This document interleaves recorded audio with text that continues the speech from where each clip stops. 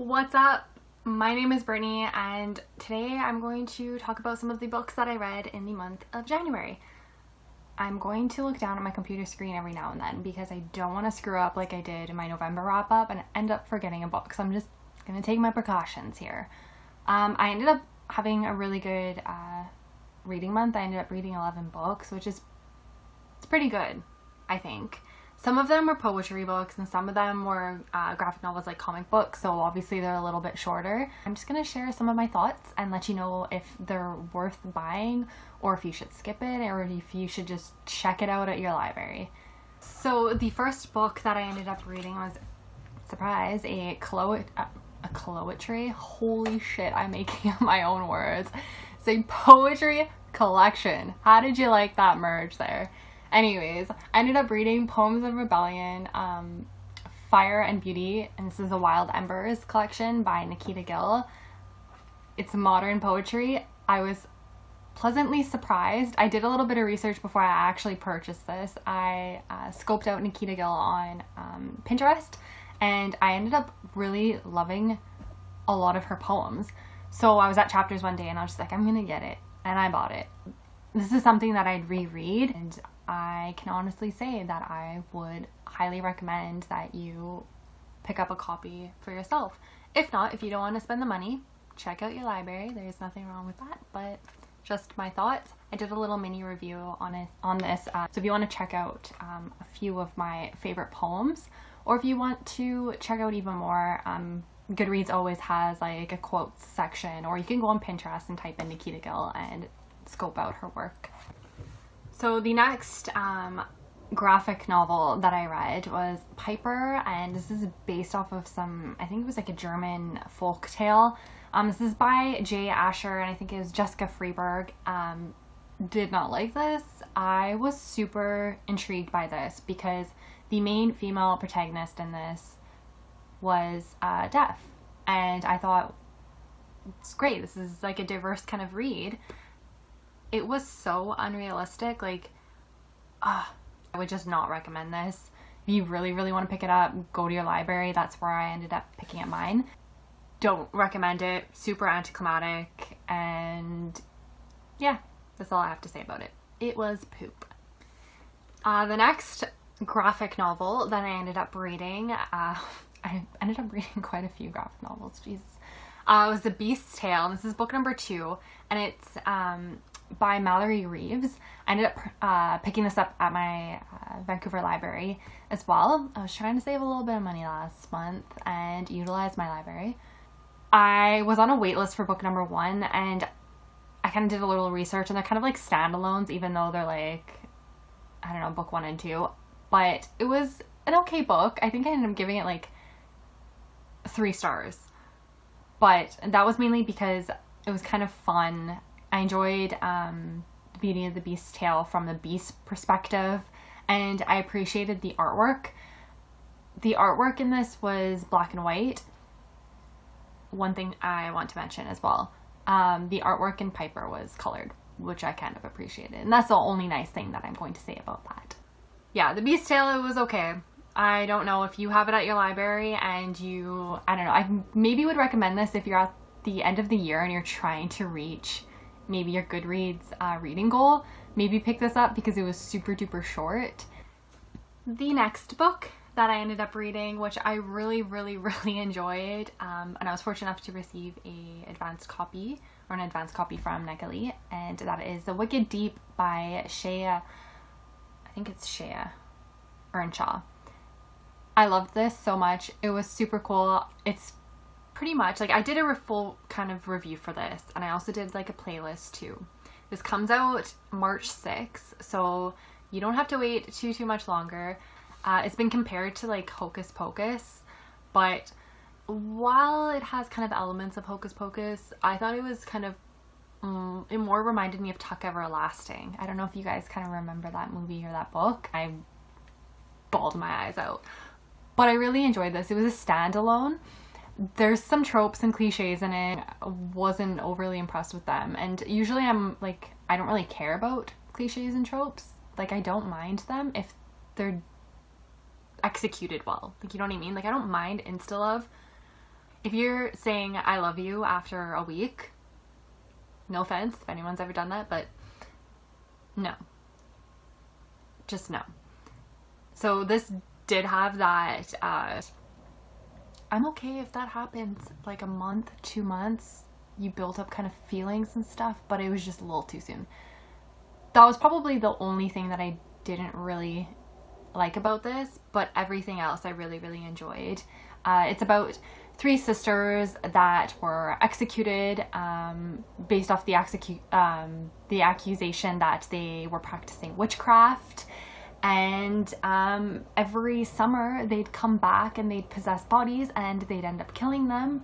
It's a little grotesque, but I really enjoyed it. It was really fun and it emotionally destroyed me at the end. I love when that happens, when you read a book and you're like, oh yeah, I know the plot twist, I know what's gonna happen, and then it's totally different. Yeah, so I'd highly recommend this. Check out my review down below. Okay, so the next book that I finished, and it took me only like a decade to finish because I hated it so much, and that is The Rose Society by Marie Lu. Lord have mercy. I did not like this book, which is super duper sad because I loved the Young Elites. Like, I honestly thought Young Elites was gonna be like my ride or die until the very end. I thought that the storyline was like so promising in the first one, and I absolutely loved, like, he is one of my book boyfriends, and that is Enzo in the Young Elites. I loved him so much, and yeah, I don't want to give away any spoilers because there might be people watching this that haven't read the first book, but this book just went in a different direction, and I just didn't like some of the characters in this. One in particular, I think his name is like pronounced Margiano. Fuck, I don't know if I'm saying this right. Maggiano, I think. Freaking hate him so much. I don't have really much to say about this, except that I love Adelina, the main female protagonist. She's still gonna go down in history as like one of my all-time favorite characters. I absolutely loved Marie Lu's writing style. I think that she is super duper talented, and that's why I'm still recommending the first book. I did a full review on it. It was kind of like a funny review because I didn't want to attack this book. I was livid when I finished it. The next book that I ended up reading was a comic book, and I ended up picking up Justice League versus Suicide Squad, and I think it's by Joshua Williamson.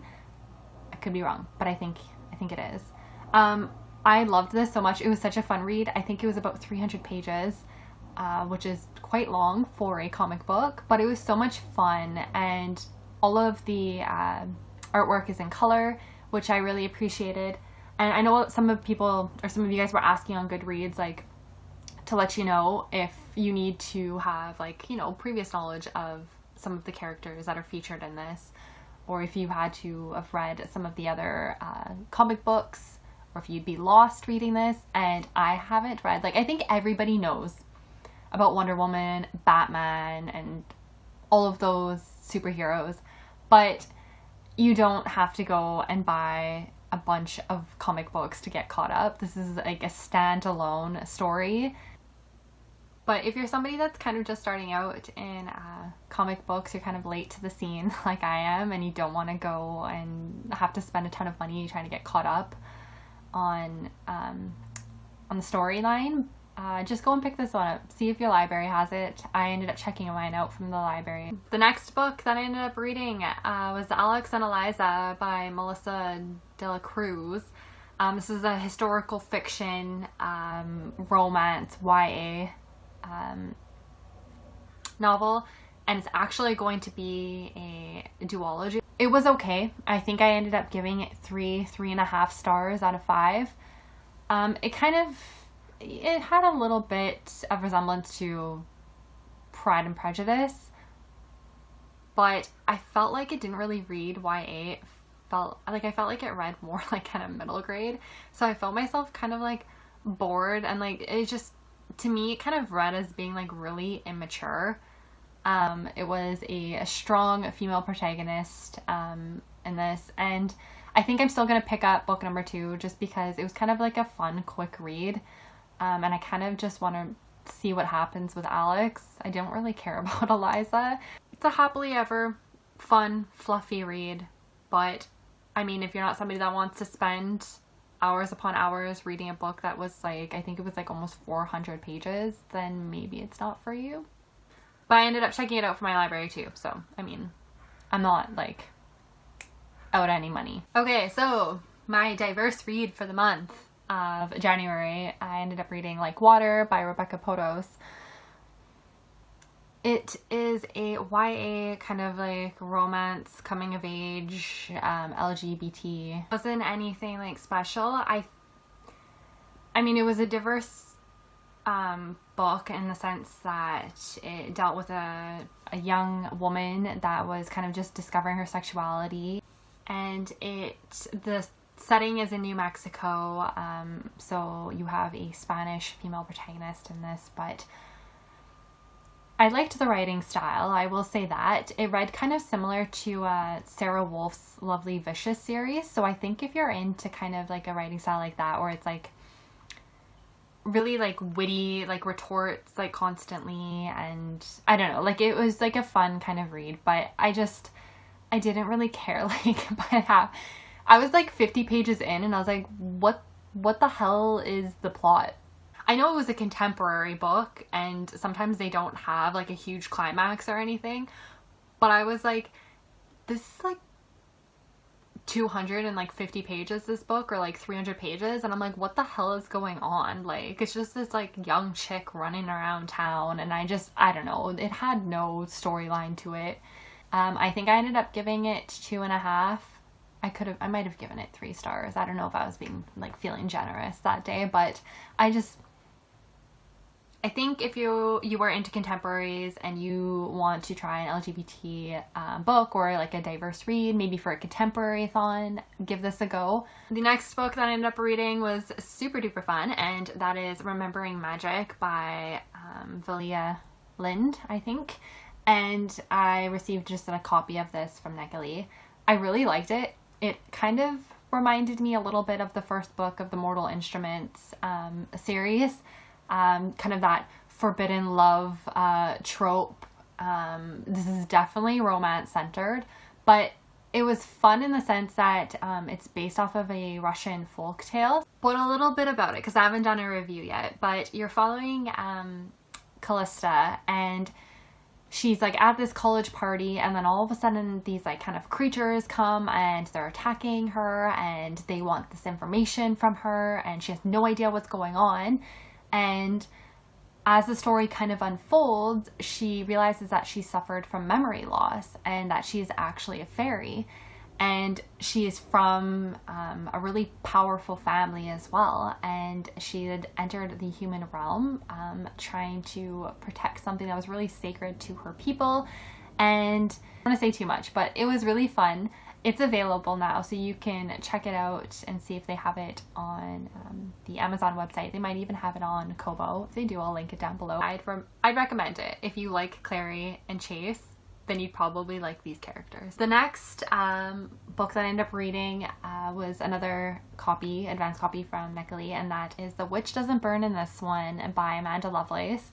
I have not read The Princess Saves Herself in This One yet, but a lot of people have been saying that that book was super duper awesome, and it's a modern based poetry, but I thought I would just see what she's about. I loved it.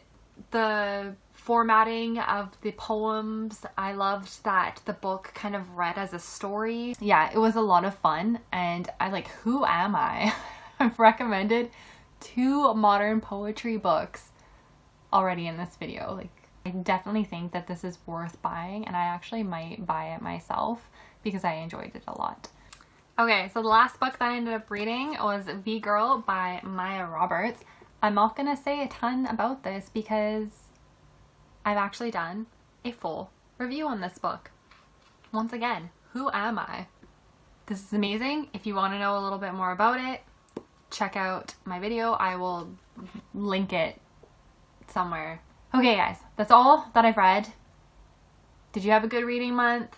How is your reading challenge going? Like, are you off to a good start? Yes? No? Maybe? I think I made a mistake by setting my goal to 175 books. I don't know, like, was I on something that day? But I'm still going to keep my challenge as 175 books, but I don't think that I'm going to put the pressure on myself to reach it. Anyways, feel free to like this video and give it a thumbs up. It would be super cool if you subscribed to my channel because, hello, like, come and check out my videos. And yeah, I hope that you enjoyed this video and you check out some of the links down below. If you have any questions about any of the books, I get tons of messages on Goodreads and I love to answer questions about books and I'm super open to answering anything. And that's all I'm gonna say. Okay, bye guys.